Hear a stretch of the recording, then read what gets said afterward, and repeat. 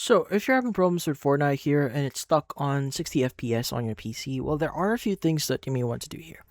So, first things first is you may want to check your settings. So, at the top right, you want to go and click on your profile, click on settings here, and inside settings, you want to go ahead and basically access your VSync. So, you want to go to display here, look for VSync, and you want to make sure that this is turned off.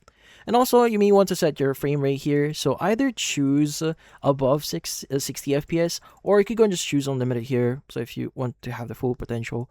But yeah, so go and just choose anything above 60 FPS here and see if that actually helps. So go and just remember to click on apply here to save your changes.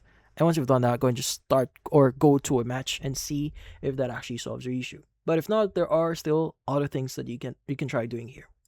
Now, next thing that you want to do here is you may want to check your control panel, specifically for your GPU. Now, depending on what GPU you're currently using, like if you have NVIDIA or AMD, the control panel settings may be different. Now, if you do have NVIDIA here, this is what it's going to look like. Now, typically, you can go and access the control panel by right-clicking on your desktop, going to show more options if you're in Windows 11, and just choose NVIDIA control panel or AMD control panel. But yeah, in here, you want to go to manage 3D settings. You want to look for vertical sync, and you want to go and just choose the following option. So go and just choose off. Go ahead and just save your changes here if it requires you to save it.